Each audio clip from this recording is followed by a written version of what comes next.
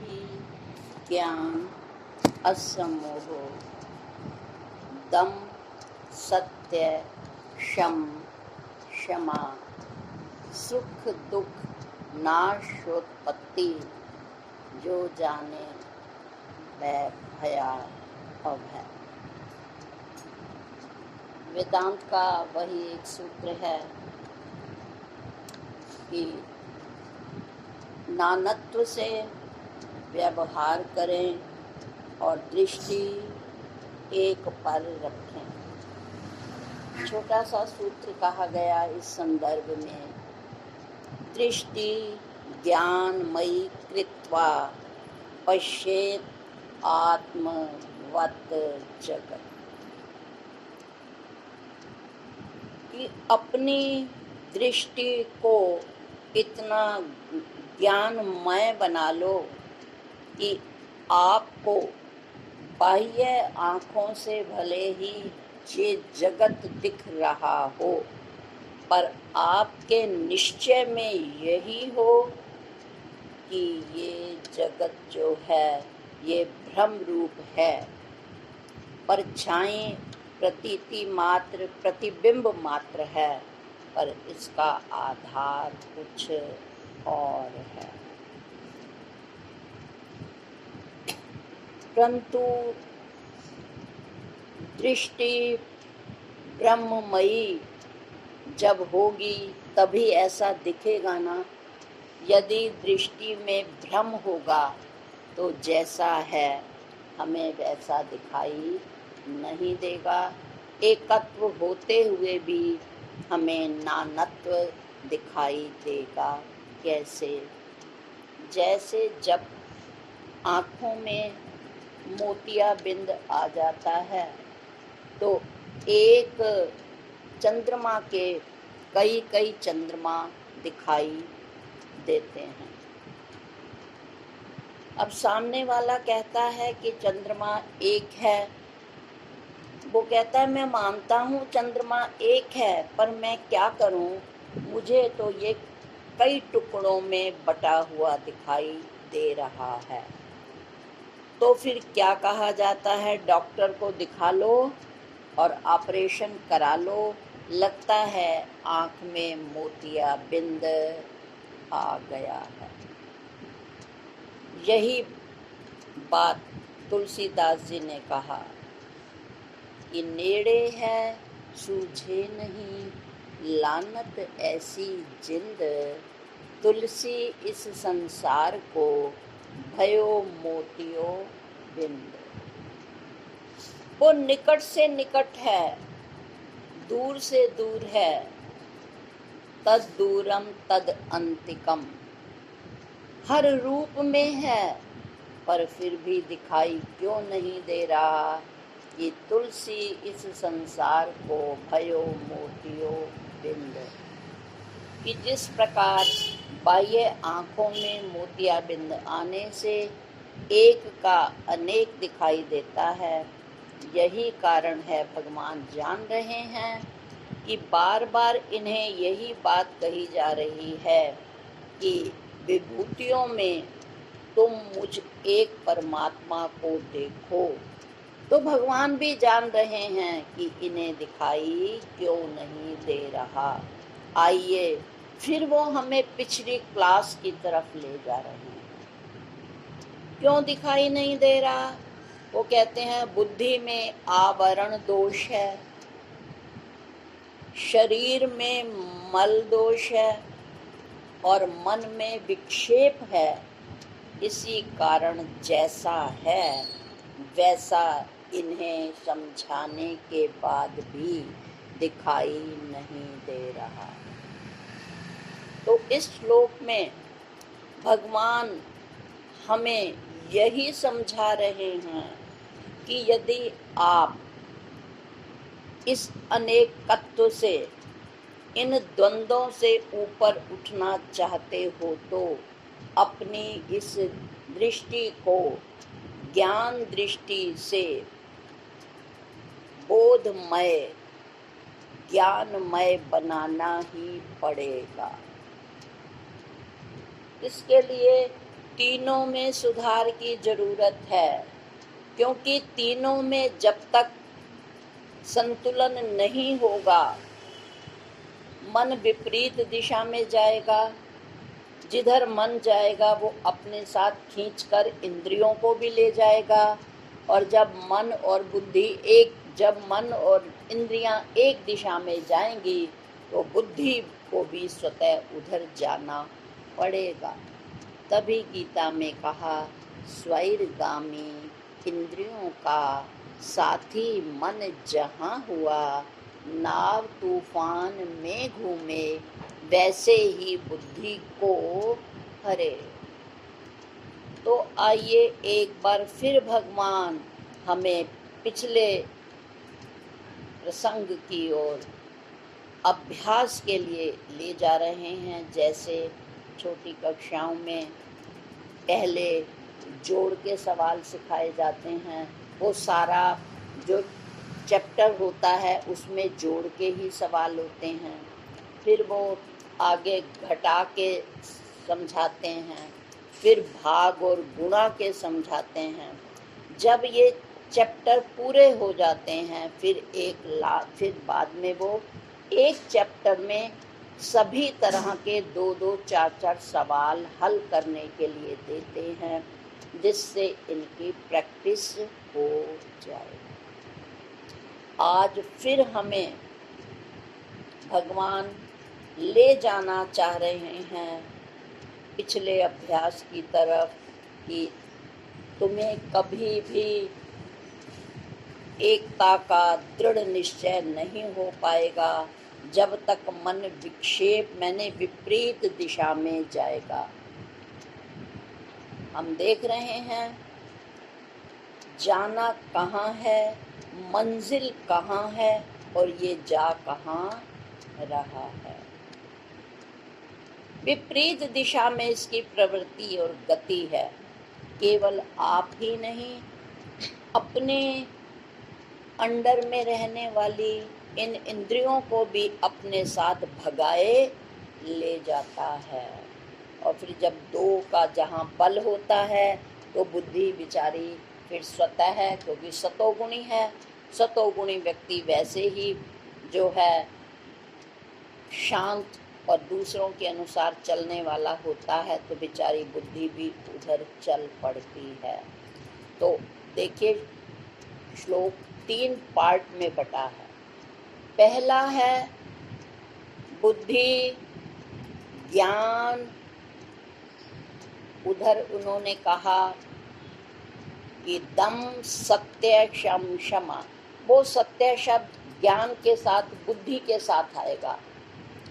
ज्ञान, बुद्धि, असम्मोह, ये एक तरफ आएंगे।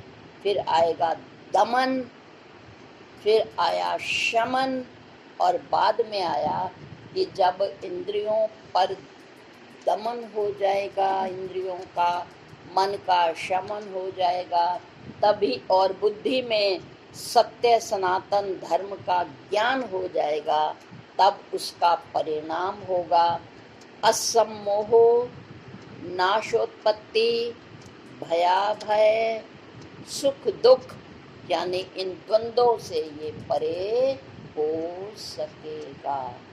तो पहला सबसे बड़ा पार्ट है मन का ही, क्योंकि मन सबका प्रधान है। ये मन ही मुझे वो नहीं करने देना चाहता जो जिसमें मेरा कल्याण है। तो इसलिए उन्होंने कहा दम, सत्य, क्षम, क्षमा। तो सबसे पहले क्या करो? शमन करो। श मैंने शांत, मन मैंने मन, शमन, शमन। इस मन को पहले शांत करो। इसकी शांति के लिए, इसकी स्थिरता के लिए हमें क्या करना होगा?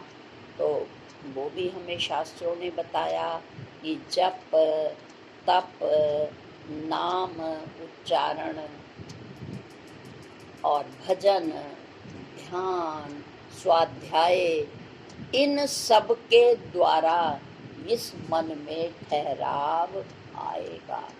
क्योंकि जब निरंतर सुनेगा, सदशास्त्रों को पढ़ेगा, नाम जप करेगा, ध्यान में बैठेगा, तब क्या होगा, जब ये सत्व की तरफ बढ़ेगा तो धीरे धीरे जो असत है वो ढीला पड़ता चला जाएगा। उन्होंने कहा, मेरे पाप कर्म ही तुझसे प्रीत न करने देते हैं, जो मैं चाहूँ मिलूं आपसे, रोक मुझे ये लेते हैं। सबसे पहला साधन है मन। तभी कहा गया, मन ही मनुष्याणाम कारणम बंध मोक्षयो। मन ही मनुष्यों के बंधन और मोक्ष का कारण है। तो जब ये अपनी प्रवृत्ति को बदलेगा, तप, ध्यान, स्वाध्याय, नाम स्मरण, जप आदि के द्वारा तब इसका बल बढ़ता जाएगा। और जो साधक आप में से ऐसा कर रहे हैं, उन्हें एहसास हो रहा होगा कि अब जो मन की विपरीत दिशा में जाने की प्रवृत्ति थी वो पहले की अपेक्षा कम हो रही है। पर ये एहसास उन्हें ही होगा जो ऐसा अभ्यास कर रहे होंगे। तो जब मन की शक्ति बढ़ती है इन उपायों से, तब ही वो दमन, उसमें भी मन है, द मन, इंद्रिय का द है इसमें, और मन तो है ही प्रधान। दमन का अर्थ है ये मन फिर इंद्रियों को शक्ति देगा। कैसे शक्ति देगा, कि उन्हें गलत दिशाओं में जाने से रोकेगा। तभी भजन बनाया गया, कहाँ जा रहा है तू ऐ जाने वाले। इसलिए कहा, उन्होंने ये नहीं कहा तन की गति संभालिए, उन्होंने ये भी नहीं भजन में कहा बुद्धि की गति संभालिए। उन्होंने क्या कहा, मन की गति संभालिए, बस हो गया भजन। यदि हमने मन की गति को संभाल लिया, ये जो विक्षेप दे रहा है यानी विपरीत दिशा में इसकी गति है, जाना मुझे कहाँ है और जा रहा हूँ मैं कहाँ, तो जब इसको ऐसा मार्ग, ऐसे सद्गुरु मिल जाएंगे और इसकी प्रवृत्ति इन साधनों की तरफ हो जाएगी, तो इसका परिणाम होगा कि मन में मनोबल आ जाएगा। और जब मनोबल आ जाएगा तब ये इंद्रियों पर शासन कर सकेगा। और जब इंद्रियां संयत हो गई, मन संयत हो गया, मन की गति ठीक दिशा में जाने लगेगी, तब क्या होगा, अब काम रह गया बुद्धि का। अब बुद्धि जब गुरुदेव के सामीप्य में जाएगी और जब गुरुदेव उसे ज्ञान देंगे तो मन और इंद्रियां इसका साथ देंगे, तो क्या होगा, गुरु प्रदत्त ज्ञान इस बुद्धि में स्थान बनाएगा। और यदि मन ही चंचल है तो मैं नहीं जाती, आज हम नहीं जाते आज सत्संग। एक उदाहरण है, बहुत गर्मी है, घर में सब आए हुए हैं, मैं कैसे छोड़ के चली जाऊं। जब मन ही ऐसा करेगा तो कभी भी शरीर की इंद्रियां उस तरफ जा ही नहीं सकती। और जब मन और इंद्रियां एक हो गए तो जब गए ही नहीं सत्संग तो फिर ज्ञान बैठेगा कैसे? तो प्रधानता तो इस मन की है। तो वो कह रहे हैं कि दम, सत्य, शम, शमन। पहले शमन होगा, फिर दमन होगा, और फिर तीसरा पुर्जा है बुद्धि। फिर जब बुद्धि को सद्गुरुदेव के सानिध्य में जो ज्ञान की खुराक मिलेगी तो फिर वो लगेगी उसे। जो सत्य सनातन धर्म है, सत्य, दम सत्य, सत्य मैंने सत्य सनातन धर्म का ज्ञान फिर बुद्धि में स्थान पाएगा। और जब वो ज्ञान बुद्धि में बैठ गया तो अब बता रहे हैं उसका परिणाम क्या होगा। उसका परिणाम होगा असम्मोह। फिर ये मोह में खिंचेगा नहीं। फिर वही क्या करें, जब गृहस्थी में बैठे हैं और सामने की क्रियाकलाप देखते हैं तो उदाहरण तो उन्हीं के लिए जिसके लिए हमारे आसपास नहीं है, जो कारण हमारे आसपास नहीं है, हम उनके उदाहरण तो नहीं दे सकते ना। जो हम नित्य प्रति देखते हैं हमारे आसपास घटित हो रहा है, उदाहरण तो हम उस परिवेश के देंगे ना। तो वही है कि मोह बात बात में आ जाएगा। जरा सा कोई ऐसा कारण उपस्थित हुआ, तुरंत मोह ने घेरा डाल लिया और हम बैठ गए, नहीं जा रहे, आज छोड़ देते हैं, कोई बात नहीं। फिर क्या हुआ? परंतु एक जिज्ञासु सोचेगा सिर्फ 3 दिन, उसमें भी तू सत्संग छोड़ देगा। ये सिर्फ जिज्ञासु सोचेगा, सब नहीं सोचेंगे। जिज्ञासु हाँ कुछ मैं देख रही हूँ दिन ब दिन 2-3 लोग और छुट्टी की कैटेगरी में आ रहे हैं। पहले 2 व्यक्ति थे, अब 4 व्यक्ति हो गए हैं जो आए दिन छुट्टी कर लेते हैं। क्यों? ढीला पड़ रहा है। तो अगर इस मन को ढील दे देते हैं तो सारी ढीला, सब कुछ ढीला हो गया। इंद्रियां भी ढीली, और फिर बुद्धि तो जब बुद्धि वहां तक ले ही नहीं गए हम इस शरीर को, इंद्रियों को, तो फिर बुद्धि में ज्ञान कहाँ से आएगा?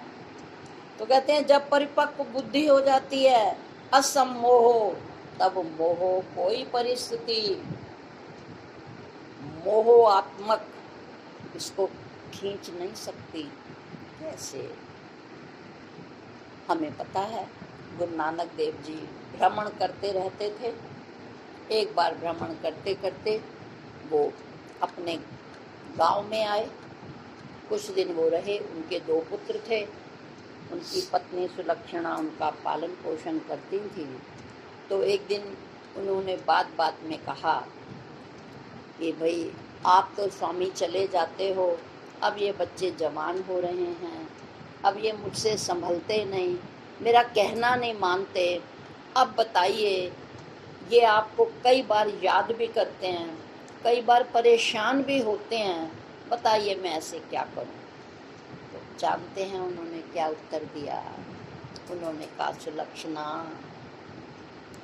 लाखों रोगी लूले लंगड़े पए कुल रांदे ने, कई अनाथ ते दीन दुखी पए चिल्लामदे ने, तू गल कर दिए इन 2 पुत्रां दी, मैनू ते कई पुत्र बुलामदे ने। और उन्होंने उन्हें समझाया, परंतु वो मोह में नहीं आए, वो विश्व के प्रेम में बट गए कि केवल ये मेरे 2 पुत्र ही नहीं हैं, कई दीन दुखी अनाथ बच्चे कुलरा रहे हैं, बेचैन हैं, परेशान हैं, वो मुझे बुला रहे हैं। तू तो 2 ही बच्चों को संभाल रही है, मुझे लाखों बच्चे बुला रहे हैं। और फिर वो चले गए, क्योंकि मुझे बीजेपी कहा करते थे कि वो अनंत तुम व्यक्ति नहीं हो। अब हमारा व्यक्तित्व दो चार के लिए नहीं रह गया, सब हमारे हैं और हम सबके हैं। तो उन्होंने कहा बुद्धि ज्ञान असम्मोह, सत्य ज्ञान सनातन धर्म का ये अद्वैत सिद्धांत का ज्ञान जब बुद्धि में उतर जाता है, तब फिर असम्मोह, उसका मोह प्रेम में बदल जाता है। केवल अपने दो चार के लिए नहीं होता। अगली पंक्ति में वो कह रहे हैं सुख दुख, पहले भी बहुत बार दूसरे अध्याय में और क्रमशः अन्य अध्याय में भी, क्योंकि ये जो द्वंद्व हैं ये शाश्वत है, हमारे जीवन के साथ चले आ रहे हैं। तो कहते हैं ये द्वंद्वों से हमें कब मुक्ति मिलेगी? जब सत्य सनातन धर्म का ज्ञान हमारी बुद्धि में भर कर जाएगा, तब चाहे सुखात्मक परिस्थिति हो या दुखात्मक, वो परेशान नहीं होगा। एक बार कोई व्यक्ति आया, वो किसी संत के सेक्रेटरी को कह गया कि भाई मेरे पास 2-3 गायें हैं, मुझे फिलहाल 2 ही गायों की ज़रूरत है, मैं चाहता हूँ कि एक गाय मैं आश्रम को दे दूँ दान के लिए, और आश्रम वाले जो हैं उनको कुछ सुविधा हो जाएगी। संत से पूछा गया, सेक्रेटरी ने पूछा, उन्होंने कहा ठीक है, उसकी मर्जी, दे जाए, सबको सुख हो जाएगा, आश्रम के में रहने वालों को थोड़ा सुविधा हो जाएगी दूध वगैरह में, तो ठीक है, स्वीकार कर लो।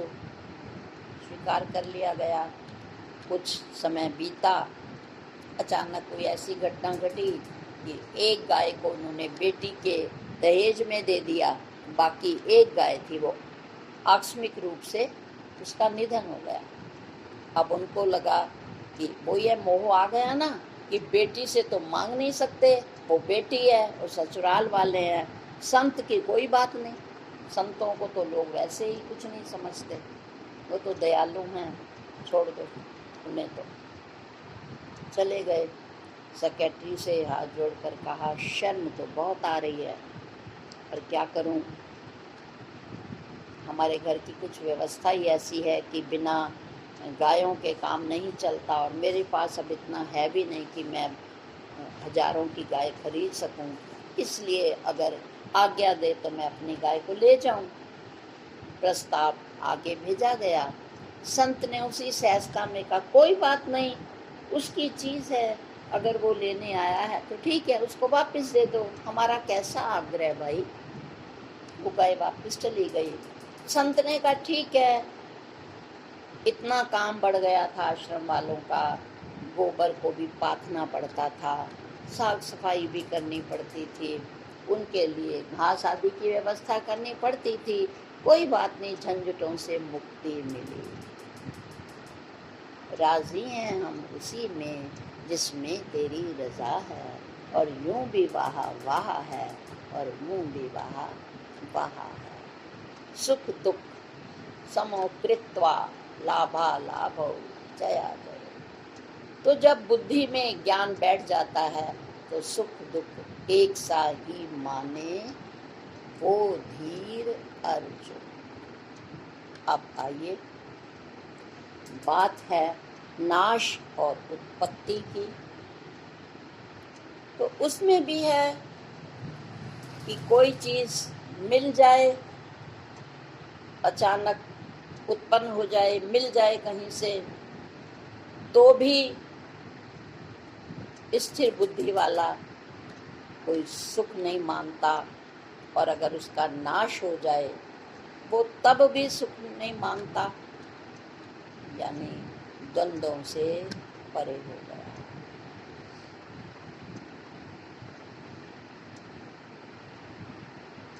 गए हुए थे संत बाहर, पीछे से अचानक आंधी तूफान इतना जबरदस्त आया कि संत का आधा छप्पर उड़कर कहीं और चला गया और बहुत थोड़ा सा छप्पर जो है रह गया। संयोग से अगले ही दिन स्वामी जी अपने जब वापस आए, सारे जो थे 2-4 शिष्य बड़े परेशान थे और वो यही कह रहे थे कि अब गुरुजी आएंगे, क्या कहेंगे, हम कैसे गुरुजी से कहेंगे, बड़ा मुश्किल हो गया, छप्पर उड़ गया, बस थोड़ा सा हिस्सा रह गया। बड़े चिंतित परेशान जब गुरुजी आए, उन्होंने ऊपर ध्यान से देखा तो एकदम अद्भुत हैरानी से, अरे ये क्या, आधा छप्पर उड़ गया, ये तो रोशनी रोशनी हो गई। और वो हैरान परेशान। उन्होंने कहा गुरुजी बस ये इतना हिस्सा रह गया। तो कहते हैं शुक्र है, अगर इतना हिस्सा भी ना रहता तो हम फिर क्या कर लेते। ईश्वर का धन्यवाद है, हमारी इतनी लंबी चौड़ी झोंपड़ी है, उसका यदि आधा भाग उड़ गया, शुक्र करो आधा भाग रह गया ना, उसमें हम 3 बड़े आराम से गुजारा कर लेंगे। और देखो ना, आधे हिस्से में तो रोशनी रोशनी हो गई। तो ये किसका परिणाम है? बुद्धिगत सात्विक ज्ञान का, कि वो प्रतिकूलता में भी अनुकूलता ढूंढ रहे हैं। तो कुछ उत्पत्ति हो जाए, कुछ मिल जाए या कुछ विनस जाए, उन्हें कोई फर्क नहीं पड़ता। कहानी एक और है जो शायद आपने भी सुनी हो कि स्वाभाविक है, जो सत्य के मार्ग पर लोग चलते हैं तो सामान्य लोग ईर्ष्या करते ही हैं, चाहे वो ग्रस्त में हो और चाहे वो, तो लोग उन्हें नीचा दिखाने की कोशिश करते रहते हैं। वो उनके फेम को बर्दाश्त नहीं करते। ऐसे ही एक मस्त संत थे, वो किसी की सुनते नहीं थे, वो अपनी मस्ती में रहते थे और आसपास के लोग ये समझते थे कि ये अपने को ज़्यादा समझता है। 4 शब्द क्या आ गए, कुछ शिष्य चेले चपाटे क्या बन गए, ये तो अपने को कुछ समझने लगा है। जबकि वो अपनी मस्ती में मस्त रहते थे, उन्हें कुछ नहीं पता। परंतु जैसा दिमाग होगा, उसमें जो कुछ भरा होगा, हम वैसा ही सोचेंगे। कुछ बहुत ईर्ष्यालु लोगों ने, एक बार मौका मिला, एक स्त्री के साथ जैसे भी बातचीत हुई, उन्होंने कहा कि तू रो रही है कि ऐसा हो गया, ये बच्चा था, मेरा तो था नहीं, ये ज़बरदस्ती ऐसा हो गया, वैसा हो गया, मेरी किस्मत ख़राब थी, अब कौन पालेगा इसे, मेरे पास तो कुछ है नहीं। उन्होंने कहा तुझे एक योजना बताते हैं, अगर उस योजना पे चलेगी तो तेरी जान छूट जाएगी और पालन पोषण का जो तुझे चिंता हो रही है वो रहेगी नहीं। उसने कहा बताओ। कहते हैं कि सच्ची बात है, पहले तू बिल्कुल पक्की हो जा, हम तो बताएंगे, नहीं हम अपनी योजना नहीं बताएंगे। और हमें विश्वास दिला कि तू हमें जो है ऐसा मौका नहीं देगी कि हम शर्मिंदे हों या हमें पकड़ लिया जाए। उन्होंने उसको बार बार अपने आश्वासन में लिया और मरता क्या न करता। उस औरत ने भी कहा बिल्कुल पक्की बात है, जो आप समझाएं कि मैं समझूंगी और ये वाली बात मैं किसी से नहीं करूंगी। कहते हैं तू जा कुटिया के बाहर रो जोर जोर से और कहे जो साधु तुम्हें ये लग रहा है ना, ये है नहीं, ये तो बहुत गंदा है, तो गृहस्थियों से भी खराब है, इसका परिणाम देख लो ये। और उसने झूठी सच्ची कहानियाँ गढ़नी शुरू कर दी। जब शिष्यों ने अंदर जाकर कहा, संत ने समझ रहे थे, अंतर्यामी थे, उन्होंने कहा ठीक है, बच्चे को ले आओ अंदर और उसको लिटा दो और उसको कहो बाहर बैठेगी, भोजन की व्यवस्था हो जाएगी। अब वो जिन्होंने योजना बनाई थी सब छिपकर देख रहे और बड़े प्रसन्न थे। परंतु संत अपने मस्त थे। उन्होंने कहा मैंने व्यवस्था कर दी है कि बच्चे को जो है उधर वो करो, आश्रम के एक तरफ लिटा दो और उसको जो है स्त्री को भी बैठा दो, उसके भोजन की व्यवस्था कर दो। बस आपस में कानाफूसी शुरू हो गई कि ऐसे तो कोई किसी की व्यवस्था करता नहीं है, आखिर इसका कुछ ना कुछ तो हाथ होगा ही ना, तो ऐसे थोड़ी कोई किसी औरत को अपने यहाँ शरण दे देता है, तो वास्तव में ये गलती है। और दोषारोपण करने लगे। संत बड़े परेशान हो गए। उन्होंने कहा स्वीकार करके मैं अपनी जान छुड़ाऊं, रोज रोज की तोहमत। उन्होंने कहा ठीक है, यही समझ लो कि ये मेरी है। अब वो कर दिया। अब उनकी तो योजना सफल हो गई।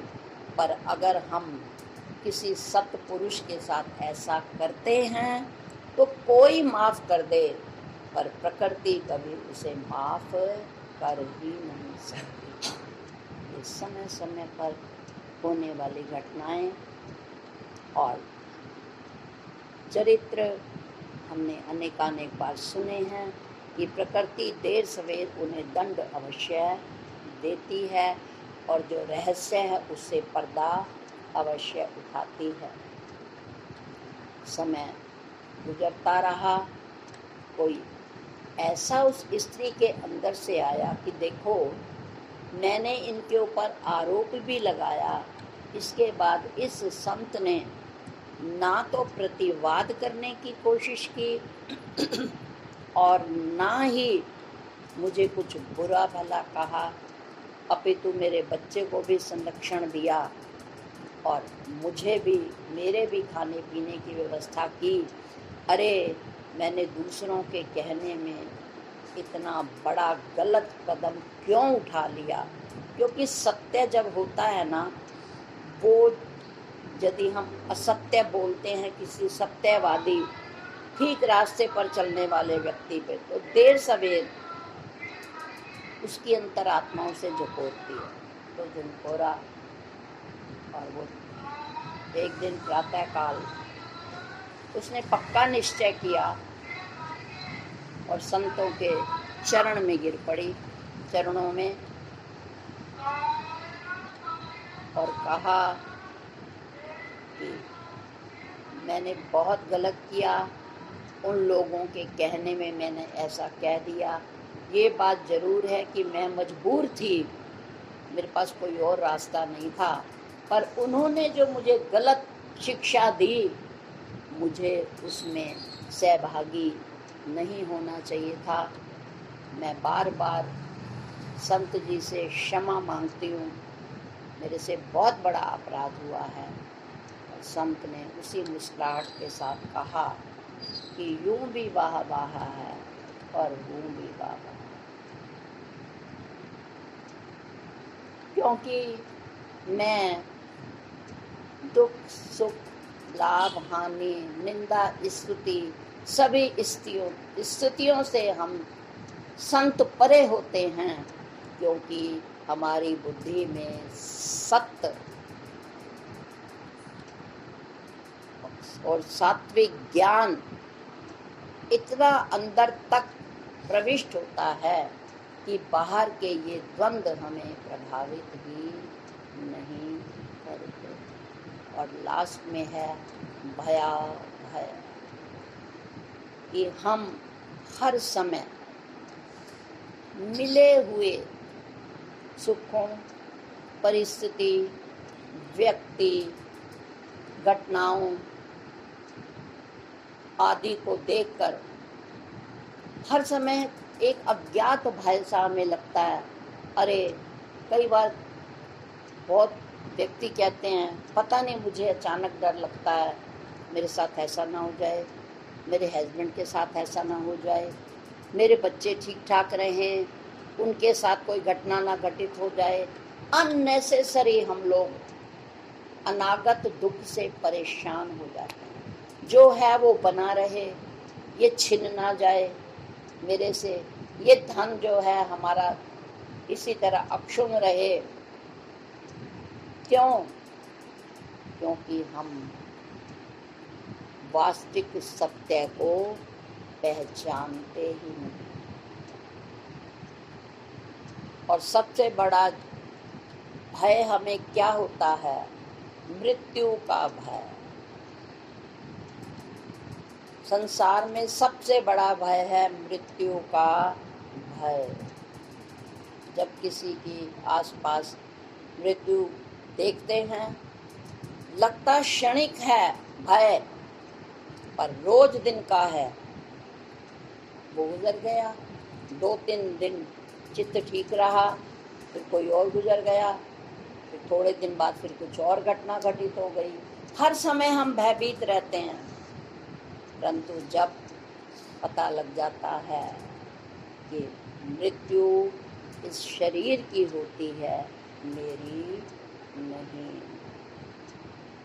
ये तो पहले ही कुछ नहीं है, उस आत्म सत्ता से ये संचालित चलता हुआ दिखाई दे रहा है। और जिस दिन इसका विच्छेद हो जाता है, हमें लगता है कि उस दिन ये निश्चेष्ट है। वास्तव में रात को जब थोड़े समय के लिए इसका उससे विच्छेद होता है, तब भी हम कहते हैं सुता मोया बराबर। तो हर समय हमें एक मिले हुए का भय कि ये मेरे से बिछुड़ ना जाए, चाहे वो धन हो, चाहे वो संतान हो, कोई व्यक्ति हो या परिस्थिति हो। अनागत भय से हम दुखी रहते हैं। परंतु जैसे जैसे बुद्धि में ये ब्रह्म ज्ञान परिपक्व होता चला जाता है, तब पता लगता है नहीं मेरे सिवा कुछ गैर, ये जो कुछ है सो मैं ही हूँ, ये सब मेरा तमाशा है, मैं अहले तमाशा। तब ये यही सोचता है कोई बात नहीं, अगर एक हाथ ने नहीं किया तो दूसरा हाथ कर देगा, करेगा तो सही ना। एक सीमित व्यक्तित्व मर गया, पर अस्तित्व तो है ना। वो अस्तित्व किसी भी व्यक्तित्व के रूप में आकर ये काम करा जाएगा। जिसको ऐसा निश्चय होता है, घबराहट नहीं होती, उसका काम हो जाता है। ये अनुभूति है, हो जाता है। कुछ देर मन घबराता है, पर तुरंत नहीं, अस्तित्व में टिको, व्यक्तित्व में नहीं। व्यक्ति और व्यक्तित्व हमेशा नहीं रहते, पर अस्तित्व का कभी बाध नहीं होता। अस्थि रूप सतनाम है, जहाँ तहाँ लख में आए, किसी न किसी रूप में वो आएगा, वो कर जाएगा। बस तुझे प्रतीक्षा करनी है, समीक्षा नहीं। जब बुद्धि में ऐसा दृढ़ निश्चय होता है तो वाकई हो ही जाता है। परंतु जिनका ऐसा निश्चय नहीं होता, वो जरा सी बात में घबराते हैं, ये ऐसे कैसे होगा, फलाने के बगैर कैसे होगा, धमकाने के बगैर कैसे होगा। पर वो होता है, क्योंकि अस्तित्व कभी समाप्त नहीं होता। और कर्ता के तो हजारों हाथ होते हैं, वो किस हाथ से कर जाता है। कमी किस में होती है? हमारे निश्चय में। और दूसरा, मरने का डर, तो जब निश्चय हो गया तो संत तो मरने से भी नहीं डरते, उन्हें तो आनंद आता है। कहा ना कबीर दास जी ने, जिस मरने से जग डरे मेरे मन आनंद, क्योंकि मरने ही ते पाइए पूर्ण परमानंद। तो भगवान बता रहे हैं, अगर पूर्ण परमानंद की स्थिति को प्राप्त करना चाहते हो तो मन की गति को बदलना होगा, विकार रहित बनाने के लिए। और जब तक ये विकार रहित नहीं होगा, आधार से जुड़ नहीं पाएगा। कभी भी गंदे बर्तन में हम कोई दूध या कोई अन्य वस्तु नहीं लेते, उसको पहले साफ करते हैं। ठीक उन्होंने कहा ना, बंदा होवे बंदगी करे ते बंदा चंगा, बंदगी दे बाद बंदा गंदे तो भी गंदा है। तो इस मन को यदि हम बंदगी में लगा देंगे तो ये बंदा उस नर, उस नारायण को प्राप्त कर ही लेगा, क्योंकि नर ही नारायण है। परंतु इसके लिए मन के जैसा कि पिछले प्रसंग में भी बताया था, हमें स्वाध्याय भी करना होगा, सत्संग से भी जुड़ना होगा, सत्पुरुषों का सामीप्य भी करना होगा, स्वाध्याय के लिए भी समय निकालना होगा, और ध्यान में भी जब हम बैठेंगे तब ही ये मन विकारों से परे हो सकेगा और आधार में जुड़ सकेगा। क्योंकि जैसे प्रसंग शुरू करने से पहले ही बताया था कि सिर्फ एक ये मन के पुर्जे को यदि हम साध लें तो इंद्रियां स्वतः ही जो हैं इसके नियंत्रण में आ जाएंगी, और जब ये दो पुर्जे स्वच्छ हो जाएंगे, गुरुदेव द्वारा दिया गया ज्ञान प्रफुल्लित होगा, स्फुटित होगा, और जब गुरुदेव द्वारा दिया गया ज्ञान परिपक्व होगा, तब ही हम नानत्व को देखते हुए भी एकत्व में स्थित हो सकेंगे। आज का ये श्लोक हमें यही बताने की कोशिश कर रहा है। ओम शांति शांति शांति।